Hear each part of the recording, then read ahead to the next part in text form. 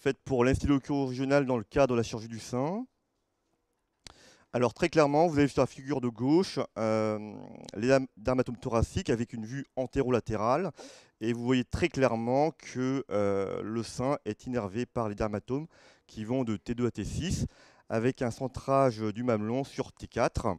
On parlera tout à l'heure du rôle spécifique de T2 puisqu'il assure également l'innervation sensitive de la région axillaire. Et enfin, on peut noter la contribution très marginale du plexus cervical superficiel via les branches supraclaviculaires. Alors, il y a deux possibilités pour bloquer les dermatomes. Vous pouvez avoir une vision paraaxiale, c'est-à-dire proximale, au niveau de l'espace paravertébral, ou une vision beaucoup plus distale, avec un blocage au niveau du trajet intercostal. Lorsque vous voulez faire un bloc paravertébral, il ne faut pas oublier que c'est un espace graisseux dans lequel traverse le rameau ventral du nerf spinal. La limite antérieure est systématiquement la plèvre pariétale et la limite postérieure change en fonction de la position de votre sonde. Lorsque vous avez, comme sur l'image de gauche, une image purement transversale, la limite postérieure est représentée par la membrane intercostale interne. Et lorsque vous allez appliquer une rotation sur votre sonde d'échographie à 80 degrés pour vous retrouver sur un espace parasagittal, la membrane intercostale interne va laisser place au ligament costo-transverse supérieur. Un petit peu comme dans la péridurale, chaque espace paravertébral communique les uns avec les autres, permettant aussi d'obtenir une diffusion céphalocaudale à chaque injection. En arrière de cet espace paravertébral, vous avez les muscles électeurs du rachis, que l'on commence à bien connaître. Ils sont au nombre de 3, avec de dehors en dedans le muscle iliocostal, le muscle longissimus et le muscle épineux. Ce sont des muscles qui s'étendent de la région sacrée au rachis cervical. Ils sont situés de part et d'autre de la gouttière vertébrale. Il existe très probablement une communication entre cet espace sous-musculaire et l'espace paravertébral via des voies de diffusion qui sont essentiellement représentées par les foramen costo-transverses, en tout cas à l'étage thoracique.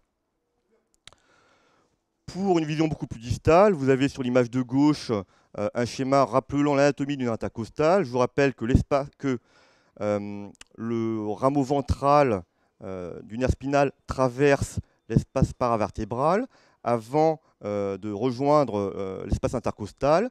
Ce nerf intercostal chemine un petit peu comme dans l'espace TAP entre une couche musculaire profonde, une couche intercostale profonde, le muscle intercostal intime, et deux couches musculaires superficielles, les muscles intercostaux externes et internes.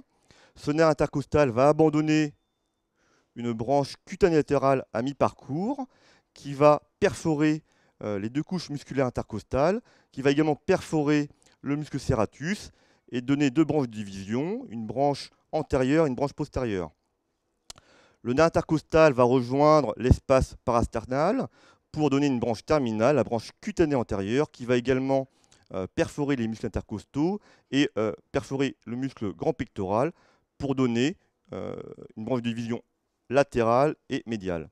On comprend donc que le sein, en tout cas pour son innervation superficielle, est assuré par les branches cutanées latérales et antérieures. Cas particulier pour T2. T2, en plus d'assurer l'innervation du tronc, participe également à l'innervation de la région axillaire. Vous voyez sur l'image en bas à droite, T2 va libérer une branche nerveuse qu'on appelle le nerf intercostobrachial, qui va venir s'anastomoser avec le nerf cutané médial du bras, mais va également abandonner quelques branches sensitives pour le creux axillaire. Dans cette région axillaire, en plus du nerf intercostobrachial, vous allez retrouver sur la face médiale de ce creux axillaire le nerf thoracique long.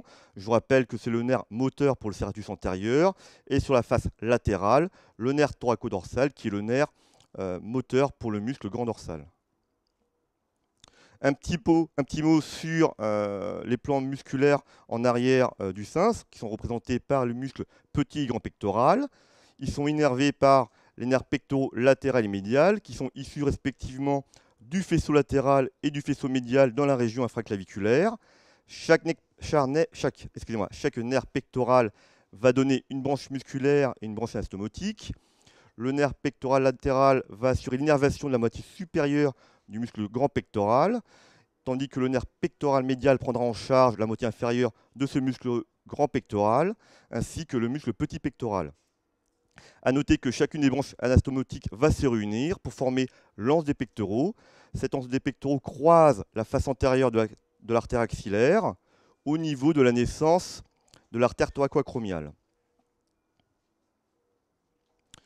Sur cette dernière diapositive, vous avez un schéma synthétisant les différents territoires sensitifs pour la chirurgie du sein. On constate que majoritairement, le sein est pris en charge par les branches cutanées latérales qui vont de T2 à T6. C'est la moitié latérale ainsi que la région mamelonnaire. La moitié médiale est prise en charge par ces branches cutanées antérieures. Sur la région axillaire, on l'a vu, c'est le nerf intercostobrachial qui est branche de T2 qui assure son innervation sensitive. Ce creux axillaire est également traversé par le nerf thoracique long et le nerf thoracodorsal. Une petite contribution, comme je vous l'ai dit au début, du plexus cervical superficiel via les branches supraclaviculaires. En arrière de ce plan cutané, vous avez un plan musculaire qui est représenté par les nerfs pectoral, médial et latéral qui vont assurer l'innervation motrice des muscles pectoraux. Merci.